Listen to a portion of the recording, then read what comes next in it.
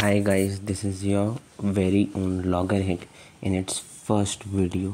तो first video के लिए मैंने जो टॉपिक चूज़ किया है अपने चैनल के लिए वो है the life of Fali S Nariman. Fali S Nariman Indian legal society में एक जाना माना नाम जिनकी एब्सेंस आज शायद ही कोई जूरिस्ट फिलअप कर सकता है।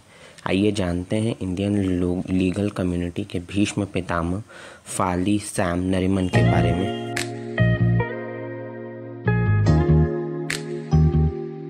दोस्तों, फाली सैम नरीमन का जन्म 1929 में रंगून, जो आज का यांगोन सिटी है, म्यांमार में वहाँ पे हुआ था।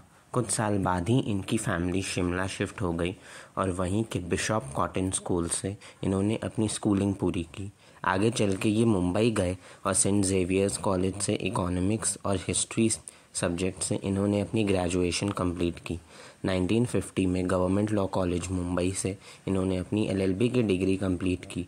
आगे चल के इनके पिताजी इन्हें सिविल सर्विसेज का एग्ज़ाम दिलवाना चाहते थे, बट अनफॉर्चुनेटली उस टाइम ये एग्ज़ाम की फ़ीस अफोर्ड नहीं कर पाए, तो उन्होंने लीगल फील्ड में आगे जाने की सोचा। As a lawyer mister Nariman ने सबसे पहले बॉम्बे हाई कोर्ट में प्रैक्टिस करना शुरू किया और 22 साल के बाद एज अ सीनियर एडवोकेट ये अपॉइंट हुए सुप्रीम कोर्ट ऑफ इंडिया में इन 1971। जमशेदजी कांगा, जो इनके टाइम के एक दूसरे बहुत ही लर्नेड जूरिस्ट थे, नारिमन उन्हें अपना गॉडफादर मानते थे। 1972 में नारिमन को additional solicitor general of India बनाया गया, लेकिन जब 1975 में इंदिरा गांधी ने इमरजेंसी लगाई तो इन्होंने प्रोटेस्ट में अपनी पोस्ट से रिज़ाइन कर दिया गया। इंटरेस्टिंगली ये पहली बार नहीं था जब इन्होंने ऐसा किया था।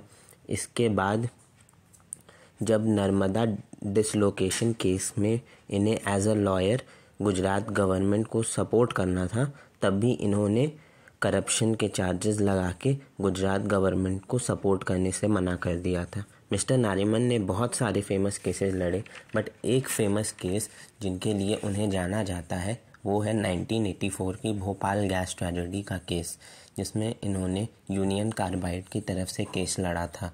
बाद में चल के इन्हें अपनी गलती रियलाइज़ हुई और एज एन अपॉलजी इन्होंने खुद इनिशिएट करके विक्टिम्स और कंपनी में एक डील करवाई, जिसमें कंपनी ने 470 मिलियंस एज अ कंपनसेशन दिया विक्टिम्स को।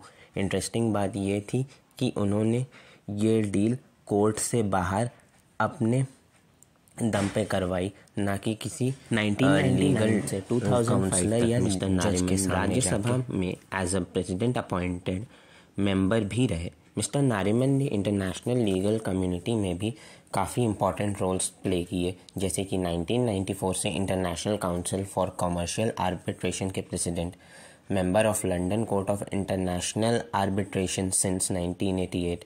नवंबर 1999 में इन्हें United Nations Conference on Trade and Development के एडवाइजरी बोर्ड में भी अपॉइंट किया गया। 1995 से 1997 तक ये इंटरनेशनल कमीशन ऑफ जूरिस्ट्स के चेयरमैन भी रहे, बट मोस्ट इम्पॉर्टेंटली ये बार काउंसिल ऑफ इंडिया के भी इनकी इन सब अचीवमेंट्स और कॉन्ट्रीब्यूशंस के लिए इन्हें डोमेस्टिकली और इंटरनेशनली कई अवार्ड्स दिए गए, जैसे कि 1991 में पद्म भूषण, 2002 में ग्रूबर प्राइज़ फॉर जस्टिस और 2007 में पद्म विभूषण। इंटरेस्टिंगली इन्होंने अपने सारे अवार्ड शिमला में अपने स्कूल को डेडिकेट किए। इन्होंने फॉर्मर तमिलनाडु CM जयललिता के लिए भी 2014 में एक केस लड़ा था, जब उन पे करप्शन चार्जेस लगे थे।